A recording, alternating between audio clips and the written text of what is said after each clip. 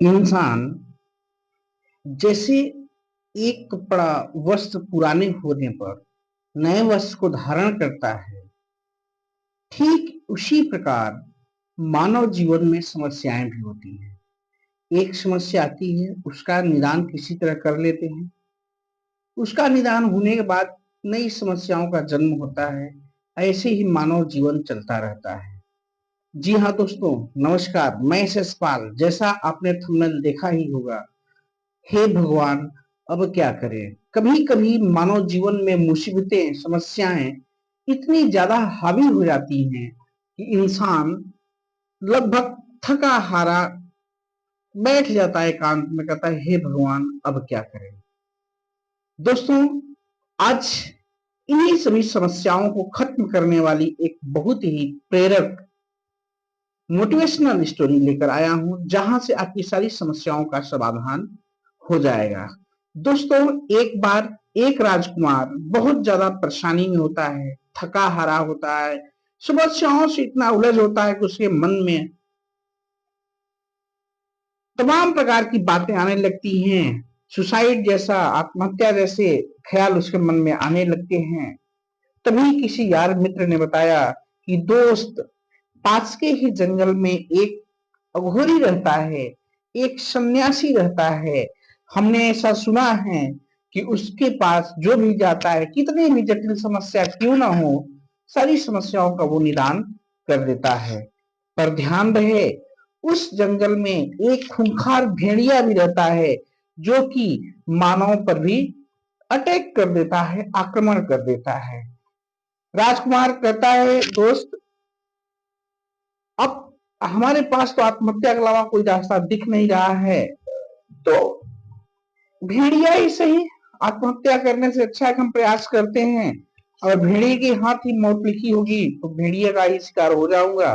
पर एक बार उस अघोरी के पास में जाता हूँ।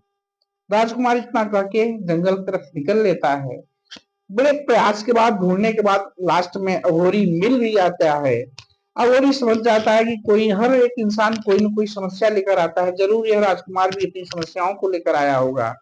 जैसे ही अघोरी के पास राजकुमार पहुंचता है, राजकुमार को देखते ही अघोरी बोलता है, बेटा मैं समझ गया तुम भी किसी समस्या से ही ग्रस्त हो। ऐसा करो, हम तुमसे बाद में बात करेंगे। सबसे पहले पास में ही 500 मीटर की दूरी पर एक बावली है, वहां पे जाओ, उस बावली में स्नान करो, स्नान करके वापस आप मेरे पास आना। फिर हम आपकी अपनी समस्याओं का निदान करते हैं, फिर हम आपसे बात करते हैं। राजकुमार अघोरी की बातें सुन करके निकल जाता है, पास की बावली में स्नान करता है। स्नान करने के बाद जैसे ही वो वापस आने लगता है तो ध्यान नहीं देता, देखता है पीछे मुड़ के, तो उसके पीछे एक खूंखार भेड़िया धीरे धीरे कदमों से पीछे पीछे राजकुमार के लग जाता है। अब राजकुमार भयभीत भागने लगता है सीधे अघोरी की तरफ, जिधर अघोरी की कुटिया होती है। उस सन्यासी का यूं कहीं कुटिया होती है, भागने लगता है। उसके पीछे भेड़िया लग जाता है, खूंखार भेड़िया। राजकुमार बोला अब तो जीवन लगता है यहीं समाप्त हो जाएगा। भागते हुए किसी तरह फिर से पहुंचता है घोड़ी के पास। जैसे ही घोड़ी देखता है कि राजकुमार भागते हुए आ रहा है, उसके पीछे वो खूंखार भेड़िया लगा हुआ है, तुरंत बिना देर किए अघोरी झपटता है राजकुमार की तरफ, और राजकुमार जो पीठ पर बैग लिए रहता है, उस बैग को पकड़ता है, छीनता है और भेड़िए की तरफ फेंक देता है। जैसे ही भेड़िए की तरफ फेंकता है बैग, वो भेड़िया बैग को लेता है, वहां से निकल लेता है। और राजकुमार यह देख के अचंभित हो जाता है, आश्चर्यचकित हो जाता है। कहता है कि अघोरी बाबा, आप ये बताइए कि आपने ऐसा क्या कर दिया, आपने ऐसा क्या कर दिया कि वह भेड़िया वापस चला गया। तब अघोरी समझाते हैं राजकुमार से कि समस्या तुम नहीं हो, तुम्हारे पीछे भेड़िया नहीं भाग रहा था, भेड़िया तो उस बैग के पीछे भाग रहा था। जो बैग तुम लिए थे, उस बैग में जरूर तुमने कोई ऐसी वस्तु रखी थी जिसकी महक भेड़िए को लग गई थी। भेड़िया तुम्हारे पीछे नहीं भाग रहा था, भेड़िया तुम्हारे बैग के पीछे भाग रहा था। तब राजकुमार समझ जाता है, कहता है बस घोरी बाबा मैं समझ गया, मेरे सारे आंसर मिल गए, जो मैं प्रश्न लेकर आया हुआ था, जो मैं समस्याएं लेकर आया हुआ था, मुझे सब समझ में आ गया कि इनका सॉल्यूशन क्या है। बताता राजकुमार, जी बाबा मैंने सुना था कि घोरी बाबा को चिकन मटन बहुत पसंद है, तो मैंने खूब खुशबूदार चिकन घर से बनवा के मटन बनवा के लाया था आपके लिए, कि मैं चलूंगा, घोरी बाबा की पसंद की चीज है, उन्हें भेंट करूंगा। बोले हाँ बेटा। घोरी बोला हाँ बेटा, असली रीजन तुम्हारा भेड़िया का तुम नहीं थे, भेड़िया तुम्हारे पीछे नहीं था, भेड़िया उस खुशबूदार मटन चिकन मांस के पीछे आ रहा था। ठीक मानव जीवन में भी ऐसी ही समस्याएं हैं। अघोरी जी समझाते हैं कि बेटा जब कभी भी मानव के जीवन में समस्याएं आती हैं तो इंसान उसके सॉल्यूशन पर ध्यान नहीं देता, समस्याओं के हल पर ध्यान नहीं देता, वो समस्याओं को अपने मस्तिष्क पर इतना हावी हो जाने देता है कि हे भगवान अब क्या करें, इस प्रकार से वो सोच विचार में बैठ जाता है। वो सॉल्यूशन, जो प्रॉब्लम की सॉल्यूशन है, जो समस्याओं का हल है, उस पर ध्यान देना ही बंद कर देता है और सर पे हाथ रख के बैठ जाता है, हे भगवान अब क्या करें। क्योंकि इंसान का जो कंसंट्रेशन होता है, दिमाग पूरी तरह समस्याओं में व्यथित हो जाता है, समस्याओं में उलझ जाता है, उसका ध्यान हल पर जाता ही नहीं, सॉल्यूशन पर जाता ही नहीं, वो केवल और केवल समस्याओं पर ध्यान केंद्रित करता है। भगवान बहुत बड़ी विकट समस्या आ गई, बहुत विकट समस्या, अब क्या करें क्या करें, अपनी सुध-बुध खो देता है। वही अघोरी जी समझाते हैं कि इंसान के जीवन में जब कभी भी समस्या आए तो आप अपनी समस्याओं पर ध्यान मत दीजिए, समस्या आ गई है, अब समय रहते हमें उसके निदान पर, हमें उसके सॉल्यूशन पे, उसका हल क्या है, उस समस्या से हम कैसे निकलें बाहर, हमें समस्या पर ध्यान न देते हुए हमें हमेशा उसके सॉल्यूशन पर ध्यान देना चाहिए, उसके निदान पर ध्यान देना चाहिए।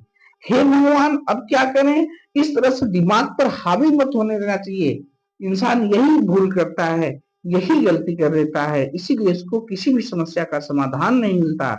जिस दिन हम सभी, समस्याएं हैं आती रहेंगी, मानव जीवन है, समस्याएं आती जाती रहेंगी, हमें समस्याओं पर ध्यान नहीं देना है। समस्या आ गई, अब समस्या आ गई ठीक है, हमें थक हार के बैठना नहीं कि हे भगवान अब क्या करें, हमें कुछ समझ नहीं, समस्या आ चुकी है, आप समस्या को अब छोड़िए, उस समस्या का निदान क्या हो सकता है, उस समस्या का समाधान क्या हो सकता है, हमेशा हमें अपना ध्यान उस निदान की तरफ होना चाहिए कि आखिर में समस्या आ गई तो इसका कुछ न कुछ सॉल्यूशन तो होगा, कोई ना कोई निदान तो होगा।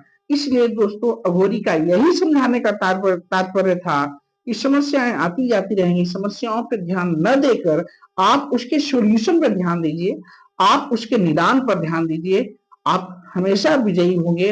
हर समस्या से आप निश्चित ही ओवरकम कर पाएंगे, बाहर निकल पाएंगे और अपने जीवन को स्मूथली आगे बढ़ा पाएंगे।